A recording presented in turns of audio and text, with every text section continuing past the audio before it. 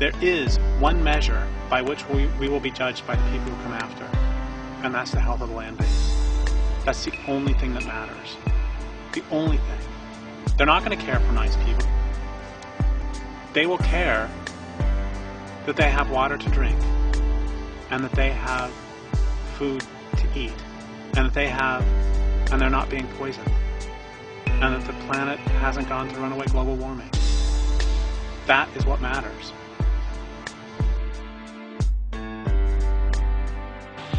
But until people understand that, you can argue with them all you want, and you won't get anywhere.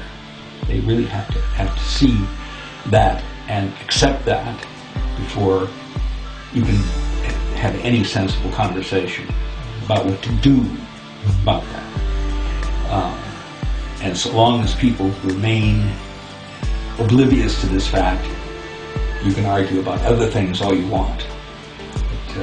But until they see that we really are facing a calamity, not for the planet, because life on the planet will go on just fine without us. But we are in danger of making ourselves extinct.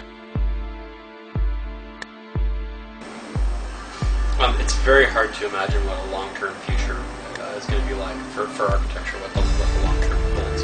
We can look to 2,000 years ago, but the game is completely different. All the rules have changed. The resources are different. It's impossible to know how we're going to be living on this planet, if at all, in 100 years, 200 years, or 300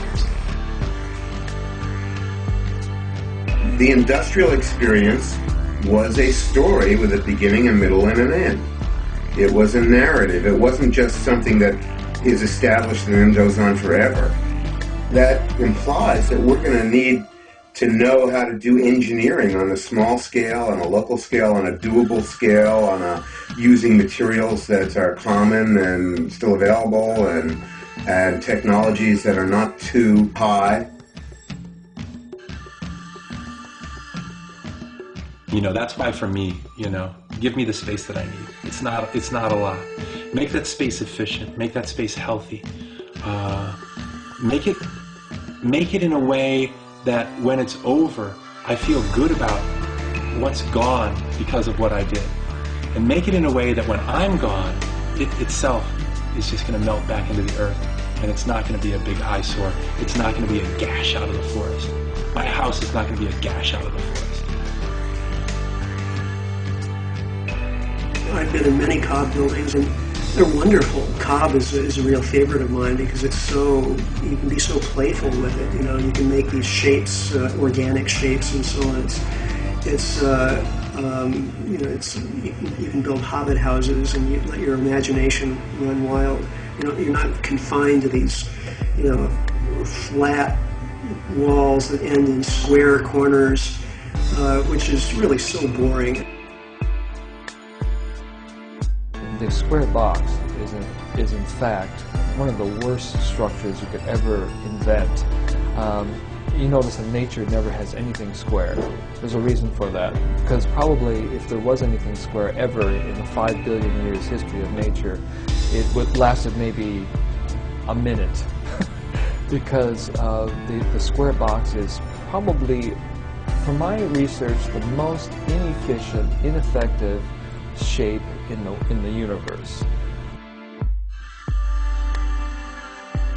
We need to reinvent these ideas around sheltering ourselves such that it allows us to enhance community, because in the energy scarce future, the real social security will be being on good terms with your neighbors. So we need to figure out how our living arrangement can support that, can support us being on good terms with our neighbors, being friends, being there, showing up for other people who live near us. Is it possible to offer people a different cultural paradigm? What's really important to us is our relationships with the people around us, our relationship with the place that we live, our relationship with the stuff in our lives that we eat, that we clothe ourselves with, that we build with. By focusing on those relationships, I think there's a positive ripple effect that will lead out into the rest of the world.